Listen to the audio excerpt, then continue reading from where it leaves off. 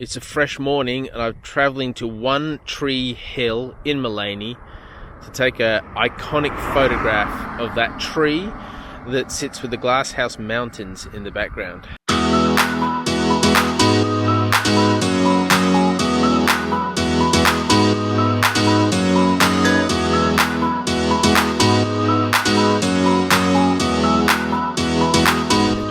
Of this tree is composing the shot. It's a very, very panoramic. Like it's very wide and very not high. That's good, isn't it? Very not high. There's a little bit of cloud laying in the valley, which is very special. And if I can put my tripod up high enough, I'll be able to get a good angle down on that. The tree is a native cherry tree. It's been here for a long, long time. And basically, you can get as close as you like to the tree. It's on private property, but Florence Woods, who owns the property, just asks you to contribute some money to a charity. But you can shoot it from the roadside, and the reason I'm doing that is it's a way better composition. There's the tree, and behind it are the Glasshouse Mountains. Now let me just show you the shot I've just taken. Well, that's how I'm composing it at the moment. So number one rule with any landscape image ever, the first thing you do is set the horizon. This is an automatic horizon line on it, and most cameras these days do, so otherwise just use the 9 grid to frame it up, or equal distance between the top of the frame and the horizon on both sides of the frame. There's some beautiful fog just laying in the valley.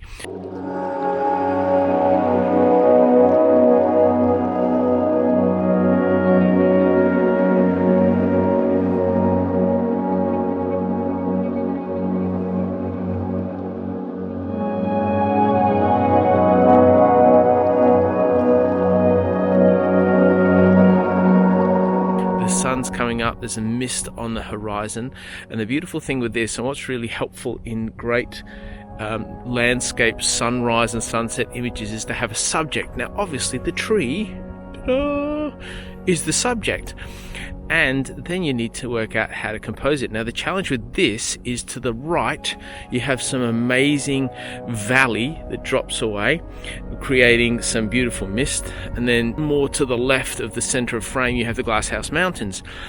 But if you just shoot the Glasshouse Mountains, you lose the depth of the valley. If you just shoot the valley, you lose the majesty of the mountains.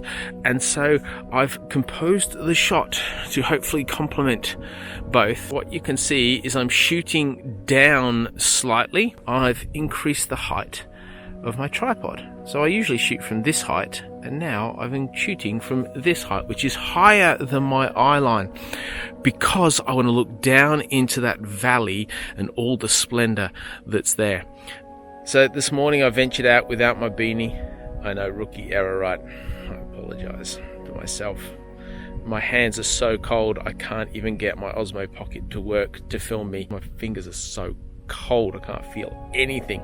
Let me just show you how close we are in case you're venturing up to Mullaney and want to come see this beautiful thing. I'm going to stand now in the middle of the road. You can see behind me, middle of the road. If I turn here, there's the tree and my camera gear. I was surprised how close it is to the road and how accessible, and you can just whack it into Google Maps, One Tree Hill, and bingo, you're here. Now the light's starting to come up now. I have standard settings when I shoot a landscape. I always shoot with 100 ISO because you get best quality of image, so always, when it's during the day, of course. And then I usually aim for a 9 aperture, 9, 10 or 11. I used to shoot in 2.8, but the edges of the frame got distorted and blurred, which I didn't realize was stretching the lens to its limitations. So I like to operate in the sweet spot for the lens, and then I just adjust the shutter speed accordingly. And we're going to see some beautiful colors this morning, as you can see, are already happening behind me. The sun is rising there, and so we will get the beautiful afterglow over here. I want to talk a little bit more about the composition of this. This is the tree here, and the tree is on the thirds rule. So if you cut the screen into thirds, where they intersect and where the lines are is where you want your subject to be, which is where the tree is. And then it's probably got a proper name, but the pointy bit of the Glass Mountains, I have put it bang on in the center of the screen, as you can see from here. And then what I've done is manually focused in on the tree, because everything else can actually be blurry. I don't care about that, but I want the tree to be really, really sharp. And because we're shooting on 9 aperture, that gives me a decent depth of field. So the foreground should look quite clear too, until it falls away to a really beautiful, slightly out of focus background. There's something about a tree that stands alone, especially with just an epic background like this. There's a few trees in New Zealand that spring to mind, like the Wanaka tree and so forth. But I wonder, is this the most photographed tree in Australia? I have no way of knowing the answer to that, but surely it must be up there. Because it's been a long time before I really started venturing out on these sort of escapades. I saw dozens and dozens of photos of this, and it just captivated me. And then when I realised that this tree was actually just a 2-hour drive from home, it's in Mullaney, just outside of Caloundra. Usually when it's a vivid, saturated sunrise, like really banging colours, bright reds and pinks and so forth, I underexpose to bring out those colours. But when the colours are like this, really pastel and really fragile, you want to either expose or go just a quarter, a third of a stop above that exposure, perfect exposure, to draw out these colours that you can really see, these fragile colours in the sky, like the pinks and the gentle oranges that are just appearing.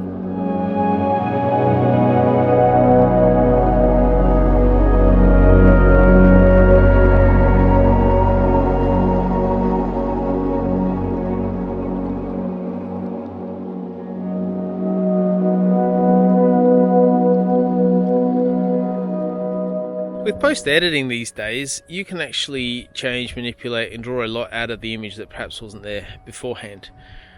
But I always find for the very best results, try and get it perfect in camera, so that the editing is just tweaking to capture those things that your camera has limitations to catch that you saw on the day. A lot of people are against editing, especially in the non-photographic world, and yet all the photos they really appreciate are edited photos. Editing isn't manipulating an image away from what it was, it's manipulating an image toward what it was and what you saw. You really want to get it right in camera, so you can just do tweaks in post. Otherwise it just looks too tweaked. You know, those photos that look too saturated, or there's the glow behind buildings or trees, which is what happens when you increase the dehaze or you increase the saturation on the colors. It can't cope with the edges, and therefore it just looks a little bit strange. It's got a proper name. I should probably work out what that proper name is and let you know.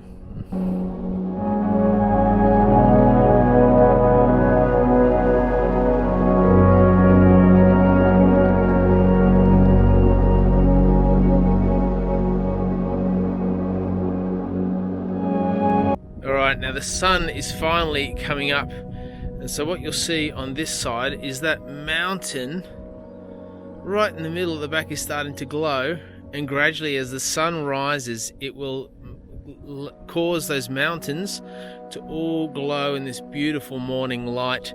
It will gradually evaporate the fog in the valley and then light up the tree and the grass in front of us, and that will be smashing. And then it'll be daylight, and I'll go home and find out if I still have fingers. When the sun comes up, you can actually take your camera off the tripod and have a wander around, which is what I've just done, and I'll put up some of those images for you to enjoy. It's always good to explore different compositions when you have the chance to. My plan is to come back now at sunset, and so you will now see me in a couple of moments at sunset, and we'll see if the light looks any different and how this scene is transformed when the sun is on the other side of the world.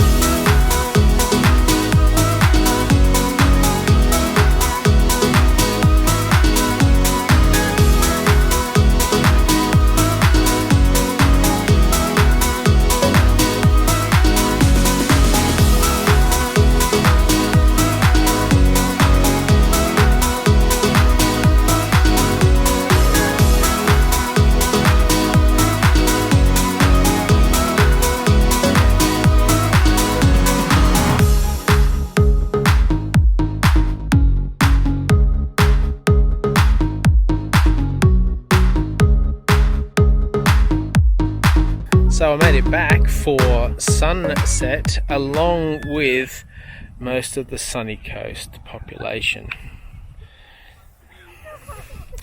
There's a wedding. And they've decided to choose my photo spot to have their photos taken. It's a bit inconsiderate, I realise that. And maybe I'll outwait them. Maybe they won't be here for sunrise, and maybe they'll just leave early and we'll see how we go. Probably won't be here for sunrise. Yeah, just been told won't be here for sunrise because it'll be sunset. I don't get to take sunset very often, and usually because I would have to bring the commentary crew with me that would correct me every moment. Thank you.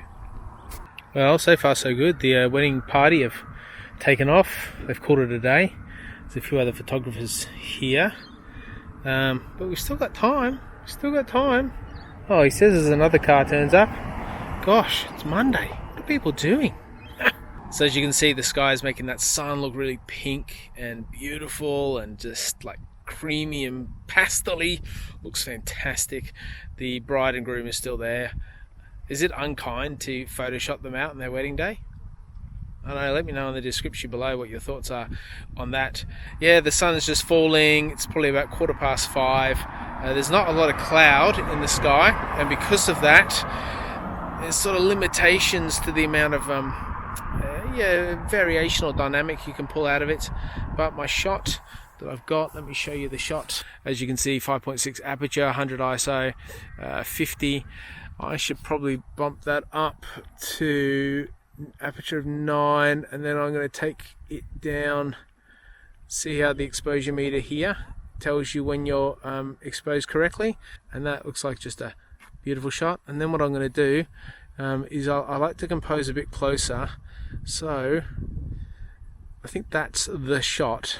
What do you think? Do you like it? I think it's nice. And then as you can see, I've focused on the tree, so the tree is really sharp. Look at that, miles away. That's just nuts sharp, and it's nice and level. And there it is. Well guys, I reckon that's it for me. I might stay out here a few more minutes and see what else I can get, but thanks for watching, joining me on this fresh autumn day. It's probably even winter. No, it can't be winter yet. No, I don't know. Let me know that below.